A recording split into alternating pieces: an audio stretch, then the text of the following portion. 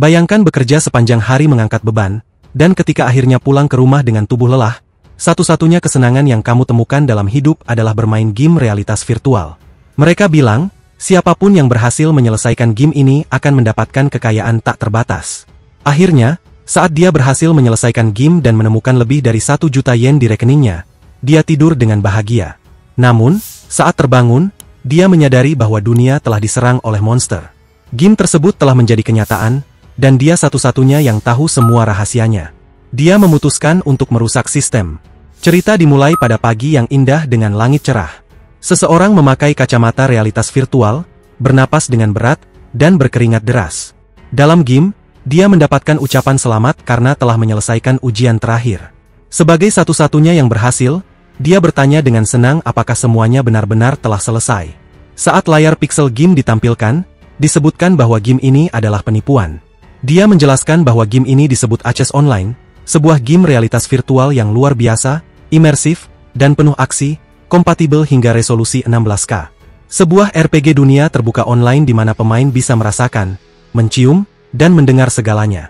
Game itu menjanjikan bahwa siapapun yang bisa menyelesaikannya akan mendapatkan kekayaan tak terbatas, yang mustahil dihabiskan bahkan dalam 1000 tahun.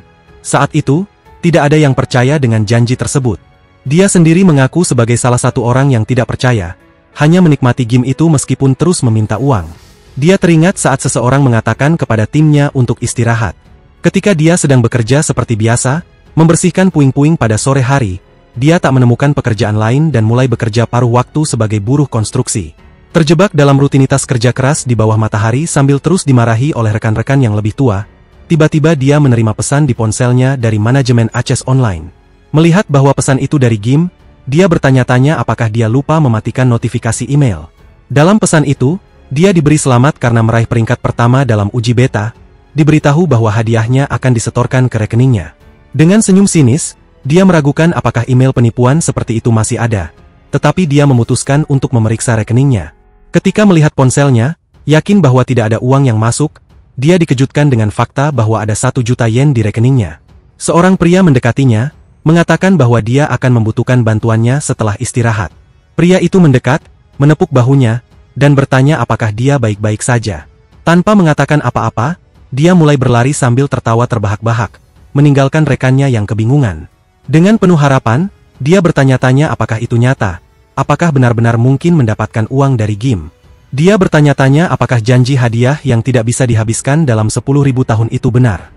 Hal ini memotivasinya untuk lebih mendalami game tersebut. Game ini sangat kejam, menggunakan pemainnya sebagai pengorbanan. Penjaga menara menghancurkan pengguna yang kalah, menghapus data mereka sepenuhnya. Di ruang bawah tanah, pintu keluar menara selalu acak, dan bagian terbaik dari eksplorasi ini adalah para pemain bisa merasakan rasa sakit yang sama seperti karakter mereka ketika menderita. Menghadapi ketakutan akan kematian yang nyata membuat banyak pemain menyerah. Dia hanya menghasilkan cukup uang untuk menutupi biaya hidupnya dari pekerjaan paruh waktunya. Namun, untuk bermain lebih banyak, dia berutang kepada rentenir dan bank. Sekarang, dia tidak punya pilihan selain berharap mendapatkan kekayaan tak terbatas yang tidak akan habis selama 10.000 tahun. Kembali ke saat dia menyelesaikan game, dia hanya diberi ucapan selamat dengan mengatakan bahwa hadiah sebenarnya adalah pengalamannya. Dia mulai melepas headset realitas virtualnya dengan tak percaya, bertanya-tanya apakah dia benar-benar berhasil. Dia meninggalkan semuanya dan berlari ke ponselnya dengan gelisah, menunggu untuk menerima hadiah. Saat mengklik email dari tim Praes Online, dia membaca pengumuman bahwa mereka baru saja mencapai tujuan mereka, dan karena itu, permainan tersebut akan dihentikan. Dengan marah, dia bertanya-tanya apa yang akan terjadi dengan hadiahnya sambil membaca ucapan terima kasih dari permainan itu kepada para pendukungnya. Merasa kecewa, dia menjatuhkan ponselnya ke lantai. Sambil menyesal, dia berlutut, bertanya-tanya apakah dia akan diberi hadiah dengan layak sekarang setelah dia menyelesaikan permainan. Hari tetap cerah, dan lingkungan sekitar tetap tenang, seolah-olah masalahnya tidak memengaruhi siapapun. Sambil berjalan ke tempat tidurnya, dia mencoba meyakinkan dirinya bahwa, karena ini melibatkan jumlah uang yang besar, mungkin akan memakan waktu untuk mentransfernya. Dia berbaring kelelahan di tempat tidurnya dan berkata bahwa dia akan memeriksanya besok. Keesokan harinya, sambil melihat ponselnya, dia mengakui bahwa tidak ada yang datang selain 1 juta yen, dan dia berpikir seharusnya dia menyerah lebih awal. Setelah kejadian ini, seminggu berlalu. Dia mendengar suara keras dan bertanya-tanya apa yang sedang terjadi sepagi itu. Saat melihat ponselnya, dia menyadari bahwa suara itu tidak berasal dari sana. Saat itulah dia menatap ke atas dan melihat jendela sistem di depannya dengan notifikasi yang menunjukkan bahwa uji es telah gagal dan Moskow telah hancur. Uji coba berikutnya adalah uji tanah dengan batas waktu 43 hari. Jika mereka gagal, lokasi uji coba akan dimusnahkan, dan kali ini adalah Jepang. Dia melihat semuanya dengan kebingungan, tidak memahami apa yang terjadi. Di televisi, jurnalis dengan ngeri melaporkan kepada publik tentang kondisi Moskow saat ini, sementara monster-monster menghancurkan kota. Pemerintah Rusia menyatakan tidak ada harapan bagi para penyintas. Tanpa memahami jenis makhluk apa mereka, para jurnalis mengumumkan bahwa mereka tampak seperti naga. Sebuah helikopter mengamati monster dari atas. Seorang jurnalis melaporkan bahwa situasi serupa mungkin terjadi di Jepang. Berdasarkan informasi yang dikumpulkan, banyak orang percaya bencana ini berasal dari permainan PS online yang sepenuhnya sesuai dengan apa yang terjadi. Seorang ahli geologi menyatakan bahwa satu-satunya penyebab bencana sebesar ini hanyalah pergerakan lempeng tektonik, bukan monster. Sementara seekor monster membuka mulutnya ke arah helikopter, sang jurnalis bertanya apakah monster itu sedang membidiknya. Seseorang berteriak putus asa, memerintahkan mereka untuk segera pergi dari sana, tetapi sayangnya tidak ada respons. Pembawa acara, yang ketakutan, mulai memanggil nama jurnalis itu, bertanya apakah dia bisa mendengarnya. Seorang spesialis, yang ngeri dengan pemandangan itu, berkomentar bahwa ini tidak mungkin disebabkan oleh pergerakan lempeng tektonik. Berlari ke mobil sportnya, protagonis berkata bahwa tidak ada keraguan lagi. Dia mengakui bahwa bahkan dalam situasi yang begitu gila, dia tetap tenang, dan hanya satu pikiran melintas di benaknya. Di tempat lain, seorang wanita mencoba memahami bagaimana sistem itu bekerja dengan menekan tombol event utama. Dia juga menekan tombol itu, menyadari bahwa batas waktunya adalah 43 hari dan lokasi uji coba adalah Jepang dengan progres 0%. Dia mengingat pesan dari permainan yang mengatakan bahwa pengalamannya akan sangat berharga. Protagonis asumsi bahwa barang berharga yang disebutkan dalam permainan sebenarnya adalah pengalamannya. Lagi pula, dialah satu-satunya yang berhasil menyelesaikan permainan itu. Tiba-tiba, setelah waktu yang lama, pintunya terbuka dengan gaya. Pemuda itu keluar dengan percaya diri dan senyum licik. Dia berkata bahwa sekarang dia akan mengambil hadiahnya. Sambil berlari, dia berkomentar bahwa sekarang permainan telah menjadi kenyataan, akan ada kompetisi. Dengan penuh semangat mengejar poin pengalaman, Endo yang berlari dengan cepat menyadari bahwa ruang bawah tanah terdekat berada tepat di depannya. Dia segera bergegas menuju sebuah lokasi besar di mana banyak orang berlarian dan panik, bertanya-tanya bagaimana cara melarikan diri sekarang setelah bus dan kereta tidak lagi beroperasi. Dengan hati yang cemas dan tergesa-gesa, dia terus berlari, tetapi secara tak terduga seseorang berteriak marah agar dia berhenti. Seorang pria menghalangi jalannya, membuat Endo terkejut. Pria itu bertanya apakah Endo hanya akan mengabaikan peringatannya dan pergi begitu saja. Saat melihatnya, Endo menyadari bahwa itu adalah salah satu rentenir yang pernah mengejarnya. Rentenir itu mengatakan bahwa dia sedang dalam perjalanan menuju rumah Endo dan memerintahkannya untuk kembali. Pria itu bahkan melemparkan puntung rokok ke wajah Endo. Setahun yang lalu, saat Endo berada di ruang bawah tanah, sebuah iklan muncul dari sebuah perusahaan yang menawarkan 200.000 yen tanpa bunga kepada siapa saja yang lolos seleksi mereka. Namun, mereka menuntut 50% dari semua hadiah yang diperoleh. Endo merasa itu adalah tawaran yang bagus karena dia akan menerima uang tanpa bunga dan hanya perlu membayarnya setelah menyelesaikan permainan. Namun, setelah menghabiskan 200.000 yen tersebut, dia diberitahu bahwa dia tidak lolos seleksi, sehingga dia harus membayar bunga 50% dalam waktu 10 hari. Dia mengingat sebuah insiden di mana dia diancam dengan pistol. Sejak saat itu, dia mulai meminjam uang dari bank untuk melunasi utangnya, tetapi ketika mencoba membayarnya, panggilannya diabaikan, seolah-olah mereka ingin bunganya terus bertambah. Sambil tersenyum, rentenir itu bertanya apakah Endo memiliki uang untuk membayar utangnya. Merasa kesal, Endo bertanya bagaimana dia bisa membayar jika mereka tidak menjawab panggilannya. Pria itu meragukan alasan Endo, mengatakan bahwa orang-orang yang tidak ingin membayar selalu menemukan alasan, dan menyebut Endo hina. Masih dengan senyuman, rentenir itu berkata bahwa Endo beruntung karena dia di sana untuk alasan lain, dan bertanya apakah Endo pernah bermain PS online. Pria itu menyebutkan bahwa situasi dunia saat ini identik dengan permainan itu. Sambil menarik kerah baju Endo, dia bertanya apakah Endo tahu sesuatu, memperingatkan bahwa lebih baik dia menceritakan semuanya. Endo memerintahkan pria itu untuk melepaskan tangan kotornya. Semakin marah, pria itu bertanya apakah Endo tahu dengan siapa dia berbicara. Endo menjawab bahwa dia akan memberikan informasi yang berguna.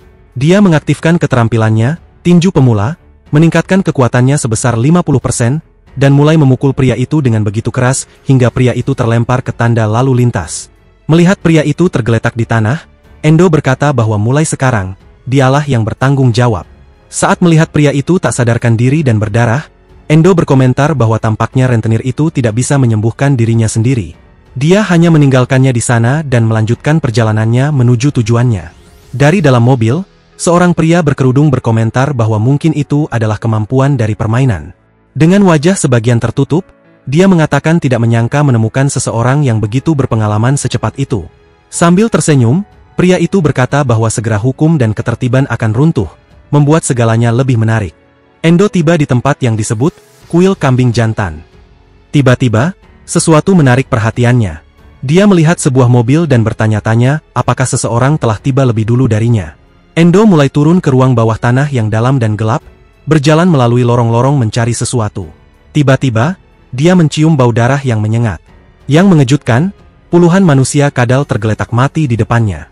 Pria berkerudung yang sama dan kelompoknya menyadari bahwa seseorang tampaknya telah tiba. Melihat Endo, pria itu bertanya apakah dia juga seorang pemain PS online. Sedikit kesal, Endo bertanya apakah kelompok itu yang melakukan semua itu. Pria berkerudung itu mengatakan bahwa monster-monster itu adalah level tinggi, dan tanpa bantuannya, Endo akan mati. Endo mulai mempertanyakan apakah benar manusia kadal itu berlevel tinggi, mengingat levelnya sendiri sangat rendah. Sambil melepas kerudungnya, pria itu berkomentar bahwa tampaknya Endo tidak punya teman dan bertanya apakah dia ingin menjadi salah satu bawahannya. Dia menjelaskan bahwa Endo harus menyerahkan setengah dari semua yang dia dapatkan. Tetapi sebagai imbalannya, dia akan dilindungi. Itu sangat menegangkan, semua orang di belakangnya terpesona oleh kebaikannya. Endo meminta maaf dengan mengatakan bahwa dia lebih suka pergi sendiri, sambil menunjuk ke depan dan bertanya apakah mereka akan mampu melewati bos. Mereka terkejut memikirkan hal itu sambil berbicara dengan kelompok mereka. Seorang pria berkerudung bertanya apakah akan ada gunanya membunuh Endo setelah mereka mengalahkan bos, membuat semua orang gelisah. Pria itu mengatakan bahwa semakin sedikit orang yang tahu tentang informasi permainan, semakin baik, dan memperingatkan bahwa siapapun yang tidak setuju akan menghadapi kematian tidak sengaja. Semua orang merasa takut dan mulai khawatir. Pria itu memberitahu bawahannya bahwa bos di tempat ini adalah kambing jantan bara api, dan mengatakan bahwa dia tidak ingin protagonis menjadi orang terakhir yang menyerangnya. Hanya tersisa 5 menit sebelum pintu terbuka. Beberapa orang mendekati Endo, yang terkejut. Seorang gadis bersama 2 pria menghampirinya. Dengan sedikit gugup, mereka tersenyum, lalu bertanya apakah dia akan mencoba menghentikan mereka. Dengan cemas, mereka mulai mengatakan bahwa dia benar dan sebaiknya dia tetap di sana.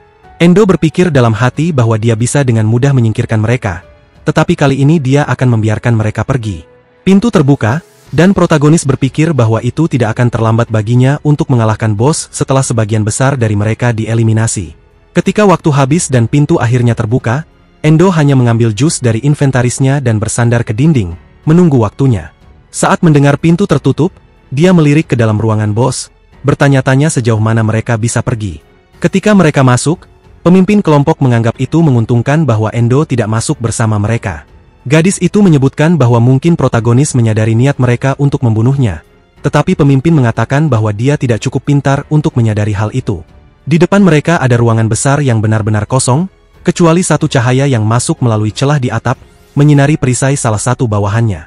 Pemimpin memerintahkan pria itu untuk melakukan tugasnya. Pemuda itu, sambil memegang perisainya, mengatakan bahwa dengan perisai itu, bos tidak akan menjadi masalah, lalu memanggil pemimpin itu sebagai Tuan. Tiba-tiba, angin kencang menerpa mereka, membuat semua orang bingung. Mengejutkan, tornado api besar terbentuk tepat di depan mereka. Pemimpin, dipenuhi ketakutan ekstrim, mulai bertanya-tanya jenis skenario apa ini. Pikiran itu terputus ketika cakar besar muncul dari api. Saat itulah dia menyadari bahwa itu benar-benar kambing jantan neraka. Makhluk campuran antara kambing, serigala, kuda, dan hewan lain. Makhluk itu mengeluarkan raungan keras yang mengirimkan gelombang kejut dan api ke segala arah. Banyak prajurit berteriak saat serangan dahsyat lainnya menghantam mereka. Pemimpin, bersama beberapa bawahannya, terlempar ke pintu masuk. Dia mengumpat, bertanya-tanya bagaimana semua ini bisa berakhir seperti ini dengan monster itu tepat di depan mereka. Seorang gadis yang ketakutan bertanya apa yang harus mereka lakukan sekarang. Dengan marah, Dia memerintahkannya untuk diam dan memerintahkan semua orang untuk mundur. Salah satu bawahannya berteriak bahwa pintu tertutup, dan pemimpin mengatakan itu tidak mungkin, bertanya-tanya apa yang sedang terjadi. Dia mulai berteriak, memerintahkan beberapa dari mereka untuk mengalihkan perhatian makhluk itu, dengan mengatakan bahwa perisai itu seharusnya dapat menahan serangan monster. Pria yang memegang perisai mencoba mengatakan sesuatu, tetapi pemimpin mengabaikannya, memerintahkannya untuk melakukan apa yang diminta. Pembawa perisai itu berdiri di depan makhluk tersebut, yang mengangkat palunya. Pria itu, yang sepenuhnya dikuasai oleh rasa takut, memegang perisainya di depannya, tetapi tanpa peluang apapun, dia dihancurkan oleh makhluk itu. Rekan-rekannya benar-benar ketakutan dan mulai melarikan diri sementara bos itu mengangkat palunya sekali lagi. Kita bisa melihat pria itu tergeletak tak bernyawa di tanah. Makhluk aneh itu mengambil perisai pria itu dengan jarinya dan, mengejutkan, memakannya seperti tidak ada apa-apa. Semua orang berkomentar dengan tidak percaya bahwa itu tidak mungkin karena perisai itu adalah perisai tingkat epik. Mereka menyimpulkan bahwa semuanya salah besar. Lagi pula, monster yang seharusnya mereka hadapi adalah monster tingkat rendah. Siapa saja bisa mengalahkannya, kata mereka. Ini terjadi setelah pembaruan. Sebelumnya itu adalah monster bernama kambing neraka, dan tidak ada pemain yang bisa mengalahkannya karena gemetar ketakutan. Mereka menyimpulkan bahwa dunia ini didasarkan pada versi awal dari permainan. Endo mengingatkan bahwa protagonis sedang menunggu di luar dan mungkin bisa membuka pintu. Pemimpin mulai memukul pintu dengan putus asa, memohon kepada Endo untuk membukanya agar mereka bisa membagi hadiah. Namun, seperti yang diduga, tidak ada jawaban. Kesal, Light bertanya apakah orang itu bisa mendengarnya dan memerintahkannya untuk membuka pintu. Tapi sesuatu terjadi dengan sangat cepat di dekat tubuhnya. Saat berbalik, Light melihat monster itu mendekatinya, menyapu semua bawahannya sampai tiba di hadapannya. Sekali lagi, mereka dilempar jauh dan terluka parah. Melihat monster itu, dia berkata bahwa dengan kekuatan fisik yang begitu luar biasa, mereka semua akan segera dimusnahkan.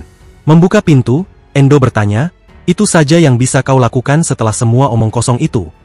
Dia mengatakan bahwa Light tidak punya bakat untuk menjadi seorang pemimpin.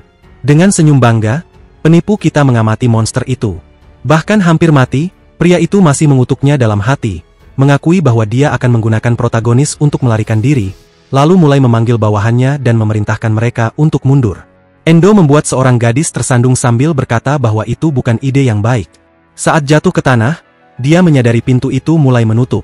Protagonis mengamati pemimpin palsu itu sementara Light berlari ke pintu, memohon dalam hati agar setidaknya bisa melewatinya. Tiba-tiba, dia mulai berteriak ketika pintu menghancurkan lengannya. Monster itu mendekati pemimpin, menyebutnya bocah berisik, dan bersiap untuk menyerangnya. Dia mengatakan bocah itu sangat menjengkelkan dan akan menghabisi nyawanya di tempat. Light melihat ke belakang, menyadari bahwa monster itu menuju ke arahnya. Tiba-tiba, darah berhamburan ke seluruh ruangan. Melihat adegan yang menakutkan itu, gadis dan pria yang mencoba menghentikan protagonis bertanya-tanya apa yang harus mereka lakukan melawan monster seperti itu. Sambil mengambil pedang dari tanah, Endo berkata bahwa apa yang harus mereka lakukan itu jelas. Mengangkat pedang, dia berkata bahwa meskipun Light lemah, dia memiliki pedang yang bagus, dan itu cukup untuk seseorang seperti dirinya. Monster itu, sekali lagi mempersiapkan palunya, bertanya pada protagonis apakah dia begitu ingin mati. Dengan serangan yang kuat, monster itu menghantam, mengirimkan pecahan batu ke segala arah. Protagonis muncul di atas monster itu, bersiap untuk menyerang balik. Sambil tersenyum, dia bertanya pada monster itu apa yang sedang dibicarakannya. Dalam sekejap mata, dia berhasil memotong monster itu di beberapa tempat, dan monster itu berteriak sementara tanduknya jatuh ke tanah. Mantan bawahan Light menatap pria itu dengan ketakutan, terkesan dengan tingkat kekuatannya. Dengan tenang, Endo bertanya apa pendapat mereka. Sekali lagi, penipu kita berkata bahwa jika mereka membayarnya 10 juta yen, dia mungkin mempertimbangkan untuk menyelamatkan mereka. Gadis itu, ketakutan, menatapnya tanpa mengerti apakah dia serius. Baik dia maupun temannya berteriak, bertanya apakah dia benar-benar meminta 10 juta. Dia menjawab bahwa ya, dan dia hanya akan mengenakan biaya 1 juta per orang. Kesal, mereka mulai berdebat bahwa tidak ada yang akan memiliki jumlah sebanyak itu secara tunai dan bahwa dia hanya memanfaatkan situasi.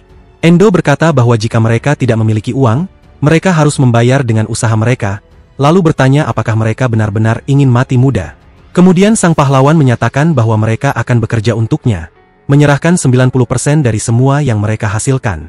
Gadis itu berteriak, memintanya berhenti memperlakukan mereka seperti orang bodoh, sementara temannya berkata bahwa bahkan Light hanya meminta 50%. Sementara itu, monster itu mulai bangkit kembali dengan lebih ganas. Dengan marah, dia bertanya siapa yang berani memotong tanduknya yang berharga, lalu melemparkan bola api besar sambil berteriak bahwa mereka seharusnya mati 1000 kali. Gadis itu melancarkan mantra untuk mencoba melindungi dirinya sendiri. Endo melompat melewati api, dan keduanya terlempar ke belakang oleh kekuatan dampaknya. Endo mendarat di depan mereka, tersenyum, dan berkata bahwa tampaknya mereka berhasil melarikan diri, tetapi dia bertanya-tanya berapa lama keberuntungan mereka akan bertahan. Mendengar itu, keduanya menyerah dan setuju untuk bekerja dengannya, tetapi memohon agar dia menyelamatkan mereka. Dia mulai tersenyum puas dengan hasilnya dan berkata bahwa tampaknya mereka telah mencapai kesepakatan, sambil memandang monster itu dan mengatakan bahwa sudah lama sejak dia mengalahkannya. Monster yang kesal berkata bahwa dia tidak ingat pernah dikalahkan oleh seseorang seperti dia. Kedua bawahannya bertanya apa yang sedang dia bicarakan, karena seharusnya kambing neraka itu sudah dieliminasi sebelum dikalahkan. Tanpa menjawab, Endo menatap monster itu dengan tekad. Dia teringat bahwa sebelum pembaruan, dia pernah mengalahkan monster itu sekali, dan mengakui bahwa dia mendengar dari beberapa sumber bahwa kambing neraka itu telah diubah menjadi kambing api. Dengan satu ayunan pedangnya, protagonis berhasil menangkis serangan monster itu. Monster itu menatapnya bingung, tidak mampu memahami bagaimana dia melakukannya. Bawahannya menatapnya, bertanya-tanya siapa sebenarnya Endo, setelah melihat dia menghentikan makhluk itu dengan begitu mudah. Protagonis mengakui kepada monster itu bahwa jika serangannya mengenainya, dia pasti akan mati. Namun, dia menambahkan bahwa serangan tersebut tidak berbahaya setelah triknya diketahui. Monster itu terus menyerang, sementara dia menghindar dan memblokir dengan relatif mudah. Monster itu semakin frustrasi, bertanya-tanya bagaimana itu mungkin terjadi, sementara protagonis bergerak di belakangnya, mengayunkan pedangnya. Endo berhasil menyerang mata monster itu sambil berkata bahwa pola serangan monster itu persis seperti di dalam game. Saat menjauh dari pertempuran, para bawahan barunya memperhatikan bahwa dia mendorong monster itu mundur dan mulai menyemangatinya, mendorongnya untuk menang. Kesal, Endo berkata kepada mereka bahwa mereka terlalu berisik, yang membuat salah satu bawahannya memanggilnya dengan nada frustrasi. Tiba-tiba, sebuah serangan kuat melewati Endo, membuatnya terkejut. Monster itu menghantamkan palu besarnya ke tanah dan berkata bahwa kemampuan menghindar Endo memang patut dipuji, tetapi semuanya akan berakhir di sini. Terpojok, Endo menyadari bahwa dia terjebak. Dia bertanya kepada kambing neraka apakah itu rencananya sejak awal, untuk menjebaknya. Mengabaikan pertanyaannya, monster itu bertanya apakah dia memiliki kata-kata terakhir. Dengan senyuman, protagonis hanya berkata kepada monster itu untuk mati saja, karena bahkan tidak bisa mengenai satu serangan pun. Semakin marah, monster itu berkata bahwa dia akan mengabulkan permintaannya. Monster itu memanggil api di sekitarnya dan membuka mulut, memusatkan inti besar api di tengahnya. Para bawahan mulai bertanya-tanya apa itu api hitam tersebut. Endo menjelaskan bahwa itu adalah api yang membakar segalanya, mampu membunuh bahkan pemain level 99 secara instan. Itu adalah serangan yang menghanguskan tanah sepenuhnya, tanpa memberikan rute pelarian. Ini adalah gerakan terakhir kambing itu, harapan terakhirnya. Dengan kilauan ungu di matanya dan senyuman, Endo berkata bahwa itu bukan masalah besar dan mengaktifkan kemampuan Nafis Iskaika. Dengan hanya menggunakan 50% kekuatannya, dia menciptakan kilauan terang di tempat dia berdiri. Dengan keahlian, dia melompat menuju monster itu, berpikir bahwa meskipun itu adalah serangan yang kuat, serangan itu membuat penggunanya sepenuhnya tanpa pertahanan. Selain itu, dia menambahkan bahwa mulut monster itu tidak sekuat bagian tubuhnya yang lain. Memposisikan dirinya di langit-langit untuk mendapatkan momentum, dia berkata bahwa dengan kata lain, ini adalah kekuatan tingkat 1 cukup untuk menjaga mulut itu tetap tertutup. Endo bergerak dari atas ke bawah, menjatuhkan monster ke tanah. Monster itu tampak putus asa, berusaha membuka mulutnya sementara api membakarnya dari dalam. Endo, yang kelelahan setelah pertempuran, menjelaskan bahwa begitu kemampuan ini diaktifkan, tidak mungkin lagi untuk menahannya. Tidak ada yang tersisa untuk monster itu selain merasakan api yang membakar seluruh tubuhnya. Endo melompat mundur, menciptakan jarak, dan bertanya kepada monster apakah ia sanggup menahan api miliknya sendiri. Dari kejauhan, ia mengamati monster itu dilahap oleh serangannya sendiri. Sambil memandang monster tersebut, Endo memberinya perpisahan terakhir. Ketika kambing neraka akhirnya membuka mulutnya, yang keluar hanyalah jeritan singkat. Beberapa saat kemudian, monster itu menjadi abu sepenuhnya. Sistem kemudian memberi pemberitahuan bahwa bos unik, sang kambing neraka, telah dikalahkan. Gadis dan pria yang berada di tempat itu hampir tidak percaya bahwa mereka masih hidup. Saat mereka menatap Endo, mereka menyadari bahwa ia berhasil mengalahkan bos tersebut tanpa luka sedikit pun. Sistem memberi selamat kepada Endo, mengumumkan bahwa ia adalah orang pertama yang berhasil mengalahkan bos unik, dan memberinya gelar pembunuh pertama. Hal ini membuat Endo sedikit bingung, karena ia tidak mengingat ada gelar seperti itu di dalam permainan. Gelar tersebut memberinya bonus 50% tambahan kerusakan saat melawan bos.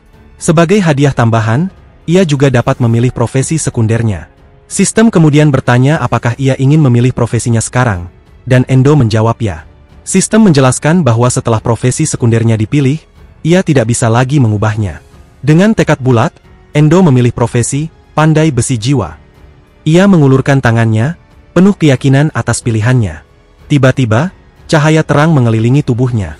Sambil tersenyum, ia berkata bahwa sepertinya ia akan menghasilkan banyak uang.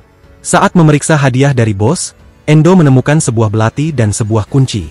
Gadis itu memberitahunya bahwa kunci tersebut adalah kunci saluran pembuangan, sebuah tempat yang bagus untuk meningkatkan level dengan cepat dan mendapatkan uang. Pria yang bersamanya mengatakan bahwa tujuan utamanya adalah item ultra langka yang dijatuhkan oleh bos tersebut. Endo memutar kunci itu di jarinya dan menjelaskan bahwa item ini sebenarnya tidak terlalu langka. Faktanya, tingkat dropnya adalah 100%. Yang lain terkejut dengan betapa santainya dia memperlakukan sebuah benda yang begitu sulit untuk didapatkan. Sambil memandangi belati, mereka mengira bahwa dia hanya beruntung mendapatkannya. Endo berjalan menuju puing-puing, dan saat mengarahkan bilah belati tersebut, muncul percikan kuning dan biru. Dengan satu gerakan sederhana ke bawah, ia memotong salah satu potongan puing menjadi dua. Para bawahannya menyaksikan dengan takjub, bertanya-tanya apa yang terjadi dengan belati itu. Namun, Endo menyebutkan bahwa belati itu masih belum cukup bagus. Dia mulai menggunakan kemampuan pekerjaan sekundernya, berharap material yang dibutuhkan sederhana. Meskipun istilah pekerjaan sekunder terdengar opsional, Endo menjelaskan bahwa itu sebenarnya sangat penting.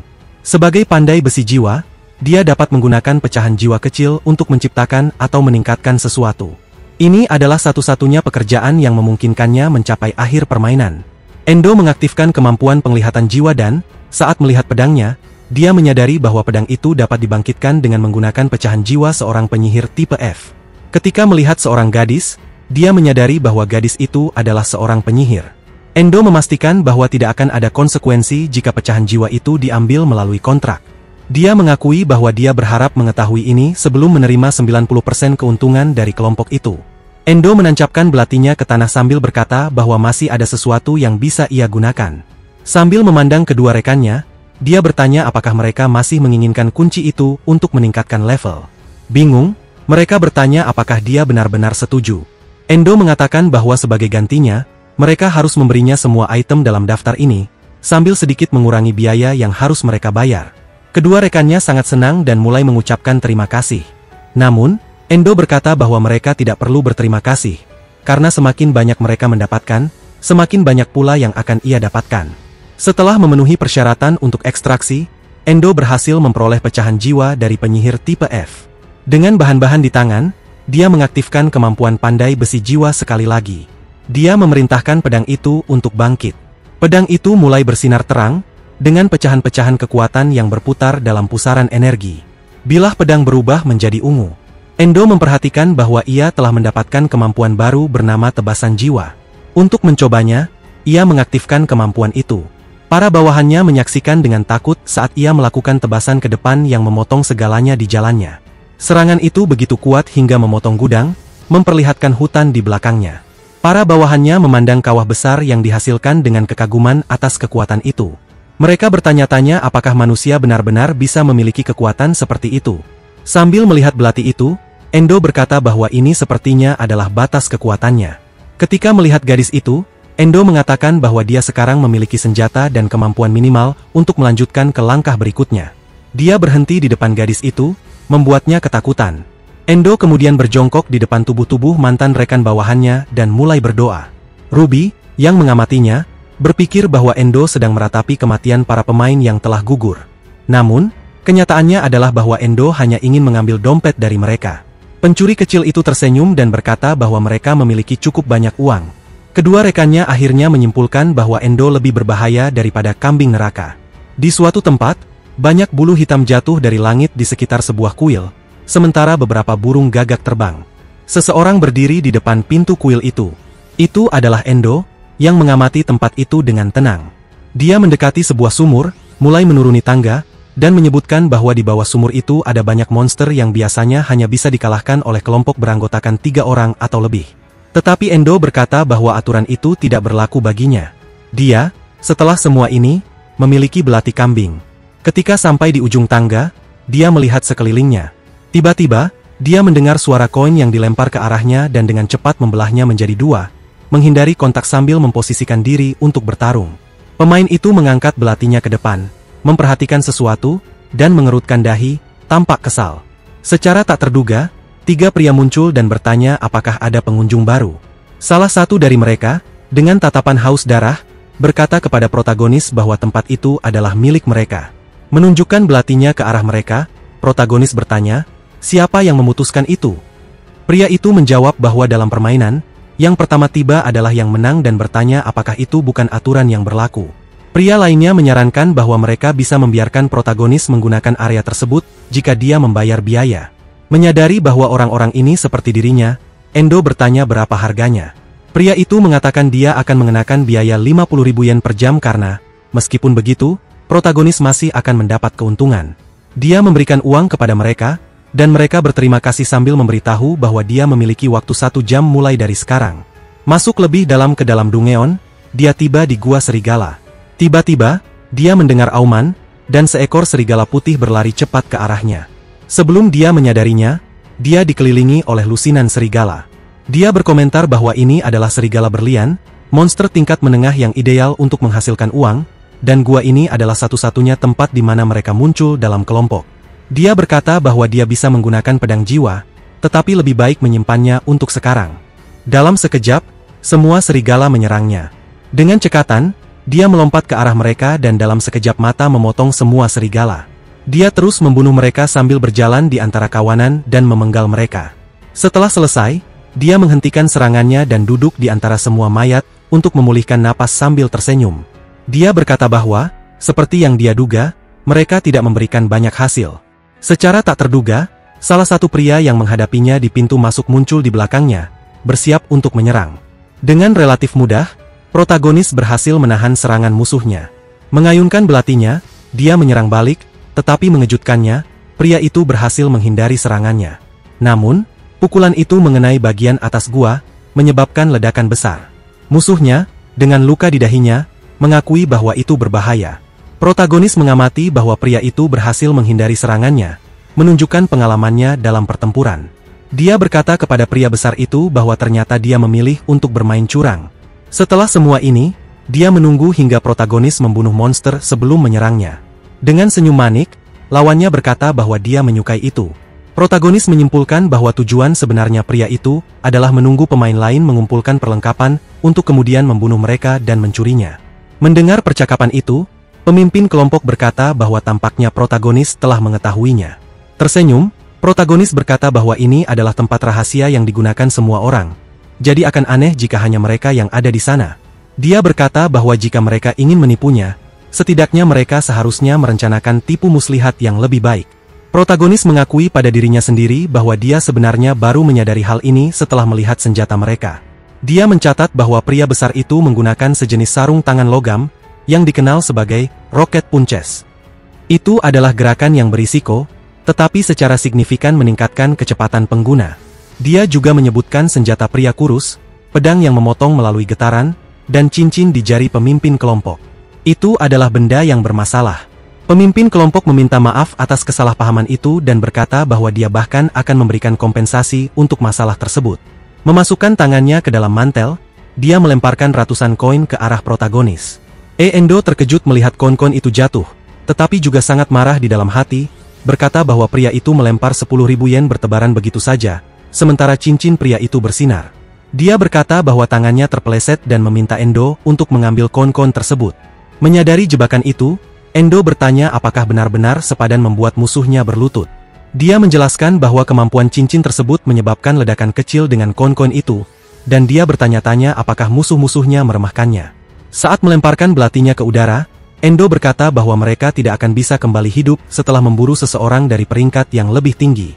Ketiga musuh berkumpul di depannya dan bertanya apakah Endo lupa bahwa mereka bertiga melawan satu orang. Sambil bersiap dengan belatinya, Endo berkata bahwa bahkan bersama-sama, mereka tidak sebanding dengan 1 yen pun. Pemimpin yang semakin marah memakinya dan mengaktifkan kemampuan ledakan dengan menjentikan jari, menyebabkan ledakan besar. Pemimpin itu memerintahkan bawahannya untuk memotongnya hingga mati. Si besar muncul di belakangnya, siap menyerang. Dengan sedikit kesulitan, Endo berhasil menghindari serangan tersebut, dan sesuatu menarik perhatiannya saat dia masih di udara. Si kurus berkata bahwa dia tidak terlalu pandai menahan mereka. Mengejutkan semua orang, Endo membuat satu gerakan dan melemparkan mereka berdua jauh-jauh. Menatap pemimpin, Endo berkata bahwa kesepakatan untuk tidak mengganggunya seharga 50.000 yen telah dilanggar. Jadi dia akan menagihnya dengan bunga. Dia meluncurkan beberapa serangan ke arah pemimpin dan sambil tersenyum berkata bahwa dia akan membayar dengan bunga, tetapi dalam koin-koin yang meledak. Dari atas, terlihat Endo berdiri di tengah, mengangkat belatinya dengan 2 musuh tergeletak di tanah, sementara pemimpin masih berdiri. Pria berambut panjang itu mengaktifkan kembali kemampuan koin eksplosif. Endo berlari menghindari koin-koin tersebut sambil terus bergerak. Tanpa kehilangan waktu, si kurus menyerangnya dari atas. Dengan cukup mudah, serangan tersebut berhasil ditangkis. Kemarahan si kurus berubah menjadi ketakutan saat dia melihat pedangnya patah. Tanpa sempat memahami apa yang terjadi, Endo kembali memukulnya. Melihat kejadian itu, sang pemimpin bertanya-tanya apakah belati Endo benar-benar merupakan benda langka. Saat Endo bertarung melawan ketiganya, sang pemimpin berasumsi bahwa ini masih dalam perkiraan mereka, dan bahwa bagaimanapun, mereka tidak akan kalah oleh seseorang seperti dia. Endo dengan cepat mencoba menghindari ledakan lagi. Endo marah saat melihat mereka membuang uang seperti sampah. Si besar muncul lagi di belakangnya, mencoba menyerangnya, tetapi Endo berhasil menghindar, menyebabkan ledakan besar. Kekuatan ledakan itu begitu hebat sehingga bahkan sekutu mereka harus melindungi diri. Pisau Endo berputar di udara seolah mengumumkan kekalahannya. Si besar mulai merayakan, mengatakan bahwa ini adalah tantangan besar. Sementara temannya mengatakan bahwa dia harus belajar menahan diri, si kurus yang memegang pedangnya mengakui bahwa lawannya benar-benar kuat. Pria berambut panjang itu membungkuk untuk mengambil belati itu, mengatakan bahwa tidak peduli seberapa hebat senjatanya. Jika penggunanya tidak hidup, itu tidak berguna. Tiba-tiba, Endo mengaktifkan kemampuannya, pembatas jiwa, mengikat si kurus dan si besar dengan rantai, meninggalkan hanya pemimpin yang kini ketakutan. Kedua prajurit itu mulai berteriak kesakitan saat rantai semakin erat mencengkeram mereka. Sang pemimpin yang khawatir mulai memanggil nama mereka. Muncul dari kabut, Endo menjelaskan bahwa dia menggunakan kemampuan pandai besi jiwa-nya untuk menyebabkan rasa sakit yang tak tertandingi. Sang pemimpin yang marah menyerang Endo dengan belati kambing. Namun, sebelum dia bisa bersiap, Endo menangkapnya, menatapnya, dan menyebutnya lambat. Dengan marah, pria itu berkata bahwa dia tidak akan kalah apapun yang terjadi. Mundur sambil membuka mantelnya, sang pemimpin dengan percaya diri melemparkan banyak koin ke udara dan memerintahkan lawannya untuk terkesima. Namun, kini semakin marah, Endo mengaktifkan kembali kemampuan pembatasan jiwanya, dan dalam sekejap mata, lawannya sepenuhnya terbelenggu. Ia mencoba berteriak, tetapi beberapa rantai mulai mencekik lehernya. Koki tidak mengerti mengapa kemampuannya tidak aktif, dan Endo menjelaskan bahwa dengan perbedaan level yang signifikan, ia dapat meniadakan kekuatan musuh. Masih terikat, sang pemimpin bertanya tentang perbedaan level yang dimaksud, karena ia sudah berada di level 7. Sambil mempererat rantai, Endo berkata bahwa ia sudah cukup baik untuk pemula. Sementara itu, Endo mengamati mereka dan mencoba mencari tahu kondisi yang diperlukan untuk mendapatkan pecahan jiwa mereka. Kondisi pria besar adalah memuaskan rasa laparnya, pria kurus harus memperkenalkan kakak perempuannya, dan pemimpin harus merasakan ketakutan yang tulus.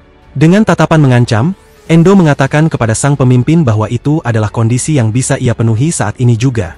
Saat mencekik sang pemimpin, dia mulai memohon untuk hidupnya. Sambil memegang belati, Endo mengatakan bahwa membiarkannya hidup akan menjadi kerugian. Pria yang ketakutan bertanya apa maksudnya.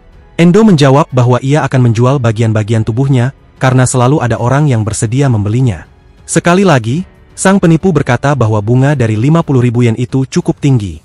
Pria kurus mulai berteriak, mengatakan bahwa Endo benar-benar tampak seperti tipe orang yang akan melakukan hal seperti itu.